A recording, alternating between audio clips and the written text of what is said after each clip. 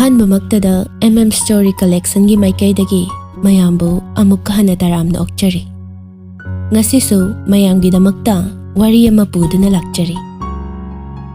ꯋꯥꯔꯤ ꯑꯁꯤꯒꯤ ꯃꯃꯤꯡꯅ Thamoi Minok. ꯋꯥꯔꯤ ꯑꯁꯤ ꯀꯅꯥ ꯑꯃꯇꯒ ꯃꯔꯤ ꯂꯩꯅꯖꯗꯦ. ꯄꯨꯝꯅꯃꯛ imagination-ꯗꯒꯤ ꯁꯥꯒꯠꯇꯨꯅ ꯏꯖꯕꯅꯤ. ꯁꯣꯏꯈꯤꯕ ꯂꯥꯟꯈꯤꯕ ꯌꯥꯎꯔꯕꯁꯨ ꯃꯌꯥꯝꯅ ꯉꯥꯛꯄꯤꯌꯨ. ꯃꯌꯥꯝꯅ ꯆꯦꯅꯦꯜ ꯑꯁꯤꯕꯨ ꯅꯨꯡꯁꯤꯕꯤꯗꯨꯅ ꯂꯥꯏꯛ, ꯁꯦꯌꯔ, ꯁꯕꯁꯀ꯭ꯔꯥꯏꯕ, ꯀꯃꯦꯟ ꯁꯨꯡꯁꯣꯏ ꯁꯣꯏꯗꯅ ꯇꯧꯕꯤꯔꯝꯃꯨ. ꯃꯌꯥꯝꯒꯤ ꯁꯦꯕꯥ ꯀꯨꯏꯅ ꯁꯥꯡꯅ ꯇꯧꯕ ꯉꯝꯕ ꯆꯦꯅꯦꯜ ꯑꯃꯁꯨ ꯑꯣꯏꯍꯟꯕꯤꯌꯨ ꯍꯥꯏꯖꯕꯒ ꯂꯣꯏꯅꯅ ꯋꯥꯔꯤ ꯑꯁꯤ ꯍꯧꯖꯔꯒꯦ.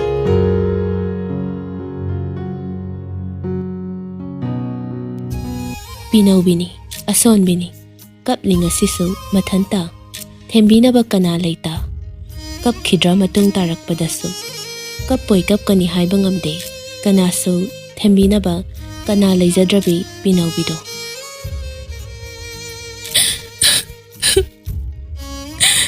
ꯀꯩꯅꯣ ꯑꯩꯅ ꯇꯧꯗꯣꯏꯁꯤꯕꯣ? ꯊꯥꯁꯟ, ꯅꯪ ꯌꯥꯝ ꯐꯠꯇꯦ. ꯃꯆꯤꯟꯗ ꯃꯊꯟꯇ ꯁꯣꯟꯗꯨꯅ ꯃꯃꯤꯠꯇꯒꯤ ꯃꯄꯤ ꯇꯥꯔꯛꯄꯁꯨ ꯂꯦꯞꯇꯦ ꯑꯦꯔꯤꯅꯥꯗꯣ. ꯃꯆꯤꯟꯗ ꯃꯊꯟꯇ ꯁꯣꯟꯗꯨꯅ ꯃꯃꯤꯠꯇꯒꯤ ꯃꯄꯤ ꯇꯥꯔꯛꯄꯁꯨ ꯂꯦꯞꯇꯦ ꯑꯦꯔꯤꯅꯥꯗꯣ. ꯑꯎꯕ ꯀꯅꯥꯅ ꯎꯔꯕꯗꯤ ꯀꯔꯤ ꯇꯧꯕ ꯌꯥꯎꯔꯖꯥꯠꯅꯣ ꯍꯥꯏꯅ ꯑꯐꯕꯔꯣꯝꯗ ꯈꯜꯂꯣꯏꯗꯕ ꯃꯑꯣꯡꯅꯤ. ꯂꯣꯟꯅ ꯊꯨꯞꯅ ꯃꯈꯣꯜ ꯊꯣꯛꯇꯅꯕ ꯈꯥꯡꯖꯤꯟꯗꯨꯅ ꯀꯞꯄ ꯑꯣꯏꯗ꯭ꯔꯦ ꯇꯧꯔꯤꯕ ꯃꯇꯧ ꯑꯗꯨ. ꯑꯁꯨꯝꯅ ꯈꯟꯅ ꯈꯟꯅ ꯐꯃꯨꯡꯗꯨꯗ ꯐꯝꯗꯨꯅ ꯀꯞꯂꯤ. ꯇꯟꯖꯥ ꯑꯗꯨꯗꯅꯤ ꯑꯦꯔꯤꯅꯥꯒꯤ ꯀꯥꯒꯤ ꯊꯣꯡꯗꯨ ꯑꯀꯟꯕ ꯁꯥꯐꯨ ꯑꯃꯒ ꯂꯣꯏꯅꯅ ꯈꯪꯍꯥꯡ ꯍꯥꯡꯂꯛꯈꯤꯕꯗꯨ. ꯀꯔꯤ ꯇꯧꯔꯦ? ꯍꯥ? ꯀꯔꯤ ꯑꯃꯨꯛ ꯍꯥꯏꯔꯛꯑꯒꯦꯕ? ꯅꯆꯤꯟꯗꯣ ꯈꯨꯝꯃꯣ. ꯑꯩꯅ ꯅꯍꯥꯟꯅ ꯍꯥꯏꯕꯤꯗ꯭ꯔꯣ ꯏꯕꯦꯝꯃ, ꯑꯣꯏꯔꯣꯏ ꯑꯣꯏꯔꯣꯏꯅ. ꯍꯧꯖꯤꯛꯇꯤ ꯀꯩ ꯁꯥꯔꯒꯦ?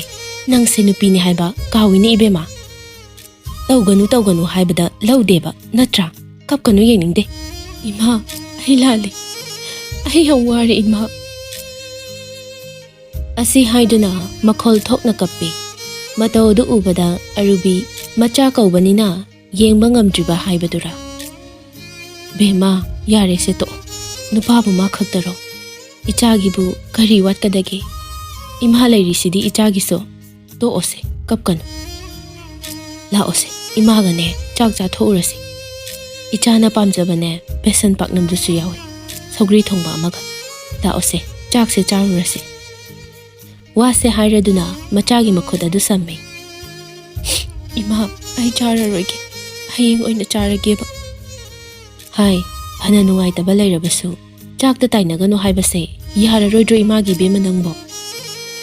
ꯏꯃꯥ ꯏꯆꯥꯗ ꯂꯩꯕꯁꯤꯗ ꯅꯪꯅ ꯆꯥꯗ꯭ꯔꯗꯤ ꯏꯃꯥ ꯏꯊꯟꯇ ꯀꯃꯥꯏꯅ ꯆꯥꯔꯨꯆꯣ ꯍꯥꯏꯕꯅꯣ? ꯑꯦꯔꯤꯅꯥꯁꯨ ꯃꯃꯥꯒꯤ ꯃꯇꯧꯗꯨ ꯅꯨꯡꯉꯥꯏꯔꯛꯇ꯭ꯔ ꯃꯥꯜꯂꯦ.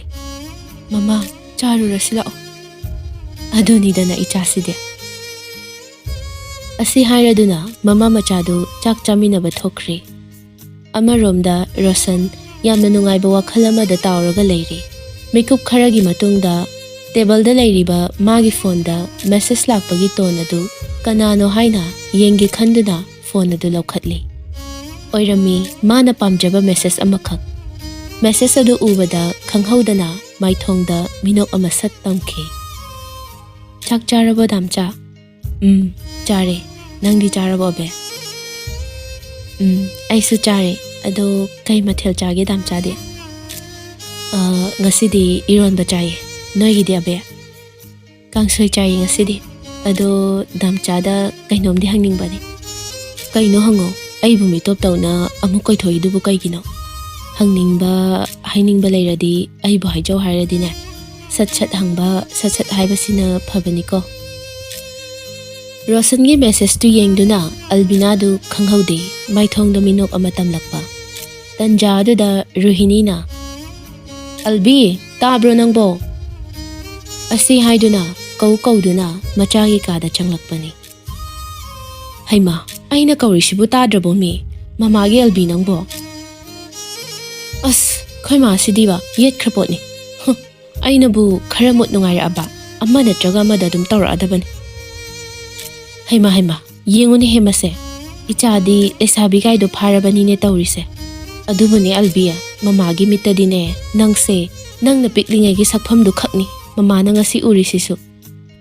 Mama machagi waridu albigi ka fauna lakliba Rajen na taraduna. Kanano ne pikna uribo, mama.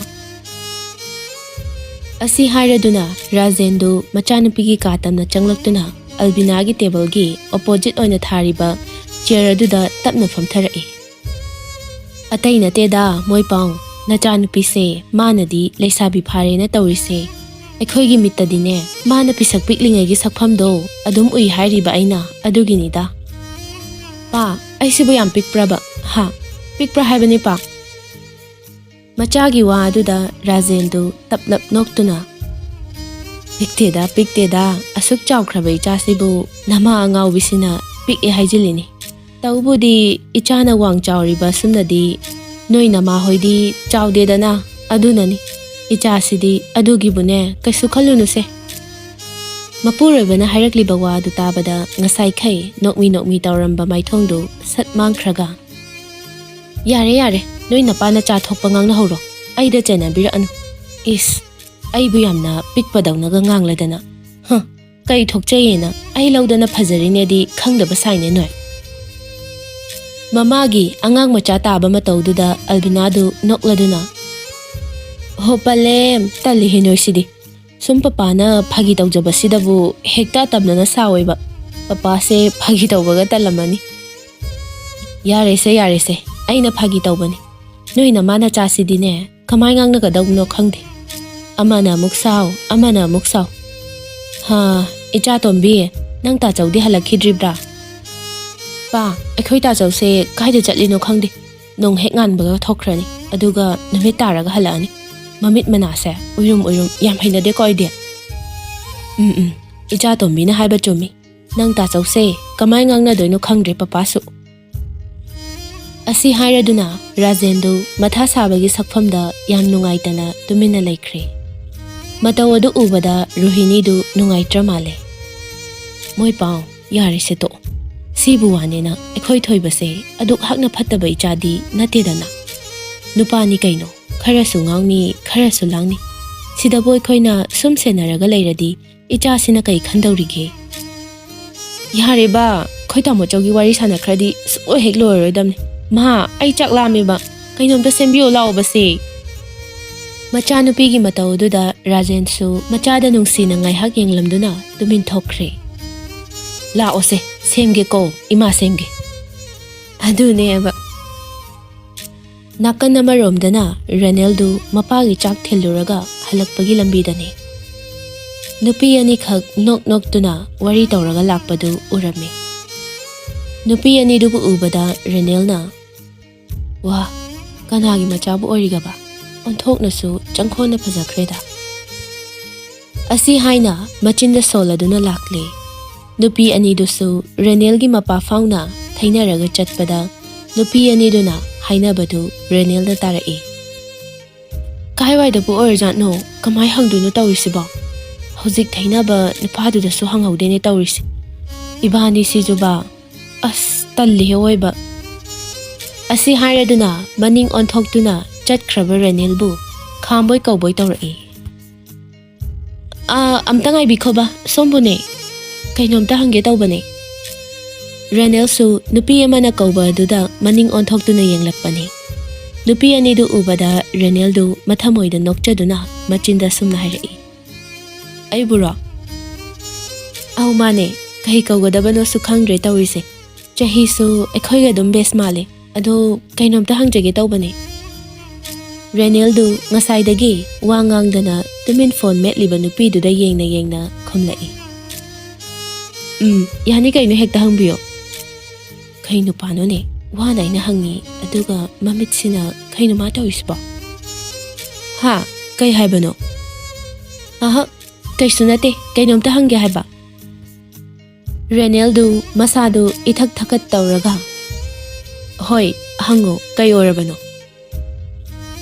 Swaida marupka hobi Rita haisibu kai jagada oidoino khangdraba. Number su laurapa kaurba aduda toligi wada loiba nangdringai Ranel na. Yani aiga chatse. Ai sumoida changadabane. Yani aigi tungin biro. Asi hairaduna Ranel na mang thaduna chatpa hawi. Mamituna Toligi mamanabiduda hanna yengladuna chatpa hawi. Toliga mamanabiga dusu Renel na chatliba maikaiduda matung inaduna lakli. Ngaihaki matungda Ritagi mayumsu yauraduna Renel du imungda changkre. Nupi aniduda ngaihak ngairamo hairaga minute amamuk leiraga Rita du mangolomda tholaktuna. Ibema kana kai thabakya. Indomcha maruki paisa thin balakpane imana thilucho na haiba. Ima do ngasidi chathorokpa ngamaroyena aduda aina hekta thilabane indomcha. Haima kanagi oidoino ne? Ibe chagi oidoino indomcha. Haima nangna ibe chagi kana oidoino macha nupiraba nangbo. Asi hairaduna Tolida Rita du nokfet tawduna yenglai. Mane indomcha macha nupine. Haima nangdi yam chawre ne lesabi bu phare. Adu ibema mana namanabiro. Yam tapna uine masakse ing hek lauradana. Mane indomcha imanabine ekhoina kandaini. Erina su magi maramda hairakpa aduda wangangda nokfet tawi. Aduga Tolina Rita da maruki paisa do piramduna chatlage hairamlaga tholakpani. Rita gi get maya yoramdai aduda Eria Yaikhomba. Asi hairaga Erina gi manakta changsilaktuna makoktagi tapna kainoma logthorai. Kari amu pa amino. Wahai asi hairaga mamaidu nakcheptuna Tolida haifet on khalaktuna makoktuda tapna nalaga mangaktu mathakta haifet nong khalakpani. Adubu khangprek khangduna Erina du Hoima khanglaw larokpa aduda Tolina Kaidoragi mathakta Asi hairaduna Toligi makhudang du pairaduna chingduna get wangwa lankre. Khanglibani Erina du khangpham su thoi. Karigi su khangloi. Rita gi yum madugi mathonani subada wasungangda bitpham su hongda makhut yetuna khadang metuna mamit tarau baduga makhada leiriba Erina da chadaugi yengduna leirambani. Kanagumba ma oisu adumak khangani nupadugi mityengdu. Kaino hojik nupadugu nghauzatlo natraga sonoga chujatlami. Khangdi bema mityengo na yengo yamhainade. Ngaikhone adu moi mem orajatlo mana tawriduba. Oiram taredana lehoriba mawongduda hairade. Malesu adu ma ngasai ekhoina hangbadadi Rita hoida changdoini ga so hairi neba masaktuga. Moidane dum hairasu yarabaduda. Adune haise aisu khaline yam pakte. Ado amuksu achamba midi maline mai mawongda ko. Khangde da ibema migi mawongbu amuktang ubada kamaina hekta khangba ngamdoino. Aidi khangde thajabasu kanamta laitre. Aidi miki laiki de ibema. As nangsina ngangbasidi ba ibema jajat ngakta nawa sono makoirubadagi nangse kainom tawre. Aina nahan kai hairoina haidabani. Nang yam hongi ibema. Yare se toose siwase ai kok yang ngaweba. Ado khara thuna chasilao. Wabana su loireba isase kainu khangde. Hojikan se kainom itaw tawre. Asi hairaduna nupi ani dusu mayim tamna chatkre. Amaromda Rosan ga Albinaga su unarami. Rosan du coffee sip ama chinglaba tungda. Abe nang college tubu kamai tawrige changngai naga chatpro. As kaideno da sungchat puchatte haibe. Ahiga chatminaba kanggu singdu lairikta allergy oiba ngaktaniba.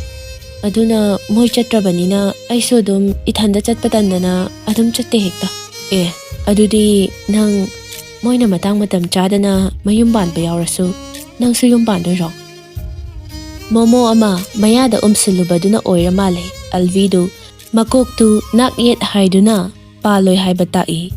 Alvinagi mataududa Rosansu nungsina yenglaga tapna noklai.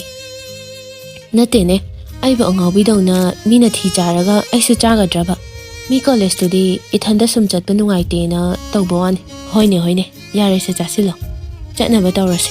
Kunman khribani na sida phama ise. Aisu haige khalamine. Khoi masu ai halaktre na ne waramani.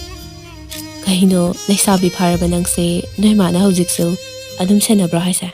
Is kaide nahananga message thanabado ꯑꯩꯅ message ꯍꯜꯂꯝꯃꯒ ꯇꯨꯃꯤꯟ ꯂꯩꯈ꯭ꯔꯤꯗꯣ ꯑꯩꯈꯣꯏ ꯃꯥ ꯆꯪꯉꯛꯏꯅꯦ ꯑꯩ ꯅꯥꯛꯇ ꯑꯗꯨꯒꯤꯅꯦ ꯈꯪꯕ꯭ꯔꯥ ꯑꯩꯅꯕꯨ ꯈꯤꯇꯪ ꯅꯨꯡꯉꯥꯏꯔꯛꯑꯕ ꯅꯪꯒ ꯋꯥꯔꯤꯒ ꯐꯖꯅ ꯁꯥꯟꯅꯒꯦ ꯀꯥꯏꯅ ꯈꯜꯂꯛꯑꯕ ꯑꯩꯈꯣꯏ ꯃꯥ ꯅꯠꯇ꯭ꯔꯒ ꯑꯃꯗꯤ ꯑꯗꯨꯝ ꯁꯣꯏꯗ꯭ꯔꯕꯅꯤ ꯑꯁꯤ ꯍꯥꯏꯔꯗꯨꯅ ꯃꯕꯥꯅꯤꯁꯨ ꯀꯦꯐꯦ ꯑꯗꯨꯗ ꯀꯨꯏꯅ ꯂꯩꯔꯝꯗ꯭ꯔꯦ ꯃꯌꯨꯝ ꯍꯟꯕ ꯊꯦꯡꯉꯦ ꯍꯥꯏꯗꯨꯅ ꯑꯗꯨꯃꯛ ꯍꯟꯈ꯭ꯔꯦ ꯅꯥꯀꯟ ꯑꯃꯗꯅ ꯑꯦꯔꯤꯅꯥꯗꯨ ꯃꯆꯤ ꯃꯆꯤ ꯈꯨꯗꯤꯡꯒꯤ ꯃꯪꯗꯨꯅ ꯂꯩꯕꯅ ꯃꯥꯒꯤ ꯍꯩꯅꯕꯤ ꯑꯣꯏꯔꯛꯂꯤ ꯇꯧꯕꯕꯨꯗꯤ ꯋꯥꯈꯜ ꯃꯥꯅ ꯋꯥꯔꯕꯗ ꯀꯅꯥꯅꯕꯨ ꯅꯨꯡꯉꯥꯏꯅ ꯅꯣꯛ ꯅꯣꯛꯇꯨꯅ ꯂꯩꯕ ꯉꯝꯒꯅꯤ ꯃꯁꯥꯅ ꯇꯥꯕꯅꯤ ꯋꯥꯔꯕ ꯃꯇꯝꯗꯗꯤ ꯀꯅꯥ ꯑꯃꯠꯇꯅ ꯉꯥꯡꯂꯕꯁꯨ ꯇꯥꯅꯤꯡꯗꯦ ꯂꯩꯈꯤꯕ ꯃꯐꯝꯗꯒꯤ ꯃꯆꯤ ꯂꯩꯅꯤꯡꯗꯕ ꯍꯥꯏꯕꯁꯤ ꯑꯗꯨꯕꯨ ꯃꯆꯥꯒꯤ ꯃꯇꯧ ꯌꯦꯡꯕ ꯉꯝꯗ꯭ꯔꯕ ꯃꯃꯥꯅꯗꯤ ꯀꯔꯤ ꯇꯧꯗꯣꯏꯅꯣ ꯈꯪꯖꯤꯜꯂꯛꯇ꯭ꯔꯗꯨꯅ ꯃꯆꯥꯅꯨꯄꯤꯒꯤ ꯃꯃꯥꯟꯅꯕꯤ ꯇꯣꯂꯤꯕꯨ ꯀꯧꯔꯒ ꯃꯆꯥꯒꯤ ꯃꯥꯡꯈ꯭ꯔꯕ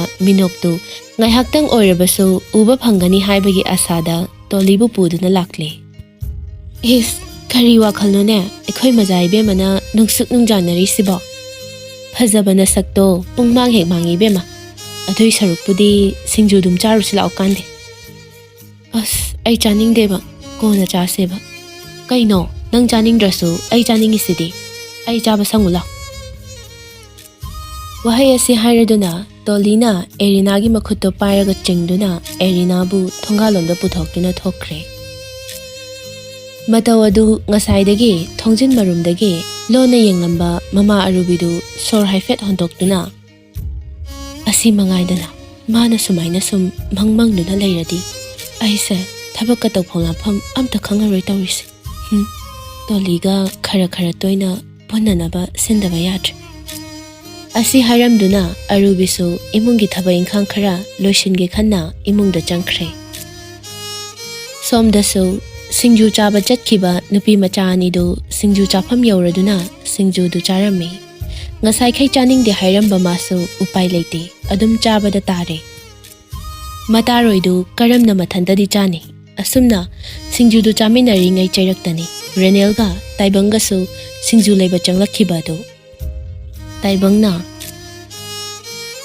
ꯅꯍꯥꯟꯒꯤꯗꯨ ꯅꯠꯇ꯭ꯔꯣ ꯍꯩꯃꯥ ꯃꯥꯅꯦꯗ ꯇꯥꯏꯕꯪ ꯗꯗꯥ ꯍꯣꯏꯕꯨ ꯀꯥꯏꯗ ꯆꯠꯂꯨꯕꯅꯣ ꯊꯕꯛ ꯑꯃ ꯆꯠꯂꯨꯕꯅꯦ ꯑꯗꯨꯗ ꯑꯩꯈꯣꯏ ꯆꯟꯒꯤ ꯁꯤꯡꯖꯨ ꯈꯔ ꯂꯩꯕꯤꯒꯦꯅ ꯆꯪꯂꯛꯏꯕ ꯑꯣ ꯑꯗꯨ ꯗꯗꯥ ꯆꯥꯈꯤꯁꯤ ꯂꯥꯛꯑꯣ ꯑꯩꯈꯣꯏꯁꯨ ꯍꯧꯗ ꯉꯥꯏꯔꯤꯌꯦ ꯌꯥꯔꯅꯤ ꯅꯣꯏ ꯑꯗꯨꯝ ꯆꯥꯔꯣ ꯁꯤꯡꯖꯨꯁꯦ ꯑꯩꯈꯣꯏꯗꯤ ꯀꯌꯥ ꯀꯩꯗꯧꯗꯦꯕ ꯑꯗꯨ ꯉꯥꯏꯈꯣꯁꯦ ꯃꯥꯁꯦ ꯑꯩꯒꯤ ꯏꯃꯥꯟꯅꯕꯅꯦ ꯈꯪꯅꯧꯋꯣ ꯔꯦꯅꯦꯜ ꯀꯧꯕꯅꯦ ꯋꯥꯗꯣ ꯇꯥꯕꯗ ꯃꯃꯥꯟꯅꯕꯤ ꯑꯅꯤꯗꯨ ꯉꯛꯂꯞꯅ ꯌꯦꯡꯅꯩ ꯑꯗꯨꯒ ꯇꯣꯂꯤꯅ ꯑꯁꯦꯡꯕ ꯃꯤꯅꯣꯛ ꯑꯃ ꯅꯣꯛꯇꯨꯅ ꯍꯥꯏꯔꯛꯏ ꯑꯣꯍꯣ ꯗꯗꯥ ꯍꯦꯛꯇ ꯀꯧꯔꯒꯦ ꯗꯗꯥꯁꯦ ꯅꯍꯥꯟ ꯃꯔꯨꯞ ꯋꯥꯗꯣ ꯍꯥꯏꯕ ꯂꯣꯏꯗ꯭ꯔꯤꯉꯩ ꯔꯦꯅꯦꯜꯅ ꯍꯥꯏꯔꯛꯄꯅ ꯍꯥꯜꯂꯤ ꯃꯥꯅꯦ ꯑꯗꯣ ꯏꯆꯟ ꯑꯅꯤꯒꯤ ꯃꯤꯡꯗꯤ ꯑꯝꯇ ꯈꯪꯗ꯭ꯔꯤꯌꯦ ꯗꯗꯥ ꯑꯩꯒꯤꯅ ꯇꯣꯂꯤ ꯀꯧꯋꯦ ꯑꯗꯨꯒ ꯏꯃꯥꯟꯅꯕꯤꯁꯤꯒꯤꯅ ꯑꯦꯔꯤꯅꯥ ꯀꯧꯋꯦ ꯑꯩꯈꯣꯏꯅꯕꯨꯗꯤ ꯁꯝꯅ ꯑꯗꯨꯝ ꯑꯦꯔꯤ ꯑꯗꯨꯝ ꯀꯧꯋꯦ ꯌꯥꯝ ꯅꯨꯡꯉꯥꯏꯔꯦ ꯏꯆꯟ ꯑꯅꯤꯒ ꯈꯪꯅꯕꯁꯦ ꯑꯗꯣ ꯁ꯭ꯋꯥꯏꯗꯩ ꯉꯥꯛꯇ ꯅꯠꯇ꯭ꯔꯣ ꯅꯕꯥꯅꯤꯕꯣ ꯃꯥꯅꯦ ꯗꯗꯥ ꯌꯥꯔꯦꯁꯦ ꯑꯀꯨꯞꯄ ꯈꯪꯅꯤꯡꯉꯁꯨ ꯑꯩ ꯂꯩꯔꯤ ꯌꯥꯝ ꯍꯪꯉꯨꯔꯅꯨ ꯑꯉꯥꯡ ꯑꯅꯤꯁꯦ ꯆꯥꯐꯝꯒ ꯈꯪꯉꯝꯃꯔꯣꯏ ꯑꯝꯇ ꯑꯁꯤ ꯍꯥꯏꯗꯨꯅ ꯇꯥꯏꯕꯪꯗꯨ ꯇꯣꯂꯤꯒ ꯑꯦꯔꯤꯅꯥꯒꯗ ꯌꯦꯡꯂꯒ ꯅꯣꯛꯏ ꯃꯇꯧ ꯑꯗꯨꯗ ꯔꯦꯅꯦꯜꯗꯤ ꯏꯀꯥꯏꯕ ꯐꯥꯎꯗꯨꯅ ꯃꯈꯨꯠꯅ ꯃꯀꯣꯛꯇꯨꯗ ꯇꯞꯅ ꯅꯥꯜꯂꯒ ꯈꯥꯡꯉꯤ ꯑꯁꯨꯝꯅ ꯉꯥꯏꯍꯥꯛ ꯂꯩꯔꯒ ꯇꯥꯏꯕꯪ ꯍꯣꯏꯁꯨ ꯁꯤꯡꯖꯨꯗꯨ ꯂꯩꯕ ꯂꯣꯏꯔꯗꯨꯅ ꯆꯠꯅꯕ ꯇꯧꯏ ꯑꯗꯨꯗꯤ ꯅꯣꯏ ꯆꯥꯍꯧꯈꯣꯀꯣ ꯇꯣꯂꯤ ꯏꯆꯟꯁꯦ ꯑꯦꯔꯤꯅꯥ ꯍꯥꯏꯕ ꯅꯠꯇ꯭ꯔꯣ ꯑꯍꯧ ꯃꯥꯅꯦ ꯗꯗꯥ ꯑꯣ ꯐꯔꯦ ꯑꯗꯨꯗꯤ ꯅꯕꯥꯅꯤꯁꯨ ꯆꯥꯍꯧꯈꯣ ꯗꯗꯥ ꯍꯣꯏꯁꯨ ꯆꯠꯅꯕ ꯑꯃꯨꯛ ꯇꯧꯔꯒꯦꯀꯣ ꯑꯦꯔꯤꯅꯥꯒ ꯇꯣꯂꯤꯒꯁꯨ ꯍꯣꯏ ꯍꯥꯏꯗꯨꯅ ꯃꯀꯣꯛꯇꯨ ꯇꯞꯅ ꯅꯣꯝꯗꯨꯅ ꯂꯩꯍꯧꯏ ꯅꯨꯄꯤ ꯑꯅꯤꯗꯨꯁꯨ ꯍꯣꯏ ꯗꯗꯥ ꯍꯥꯏꯗꯨꯅ ꯃꯀꯣꯛꯇꯨ ꯇꯞꯅ ꯅꯣꯝꯗꯨꯅ ꯂꯩꯍꯧꯏ ꯃꯃꯥꯟꯅꯕ ꯑꯅꯤꯗꯨꯁꯨ ꯁꯤꯡꯖꯨꯗꯨ ꯄꯥꯏꯗꯨꯅ ꯒꯥꯔꯤ ꯇꯝꯅ ꯆꯠꯈ꯭ꯔꯦ ꯑꯗꯨꯒ ꯔꯦꯅꯦꯜꯅ ꯒꯥꯔꯤꯗꯨ ꯁ꯭ꯇꯥꯔꯠ ꯇꯧꯗꯨꯅ ꯁꯥꯏꯠ ꯒ꯭ꯂꯥꯁꯇꯨ ꯃꯈꯥꯗ ꯈꯝ ꯊꯦꯡꯅ ꯆꯤꯡꯊꯗꯨꯅ ꯑꯦꯔꯤꯅꯥ ꯇꯝꯅ ꯌꯦꯡꯂꯒ ꯃꯁꯥ ꯈꯪꯖꯗ ꯆꯤꯝꯕꯥꯜꯗ ꯃꯣꯃꯣꯟ ꯃꯤꯅꯣꯛ ꯑꯃ ꯁꯠ ꯇꯝꯂꯛꯏ Story Collection ꯆꯦꯅꯦꯜ ꯑꯁꯤꯕꯨ ꯂꯥꯏꯛ, ꯁꯤꯌꯔ, ꯁꯕꯁꯀ꯭ꯔꯥꯏꯕ, ꯀꯃꯦꯟꯠ ꯁꯨꯡꯁꯣꯏ ꯁꯣꯏꯗꯅ ꯇꯧꯕꯤꯔꯝꯃꯨ ꯁꯣꯏꯈꯤ ꯂꯥꯟꯈꯤꯕ ꯌꯥꯎꯔꯕꯁꯨ ꯚ꯭ꯌꯨꯌꯔꯁ ꯈꯨꯗꯤꯡꯃꯛꯅ ꯉꯥꯛꯄꯤꯌꯨ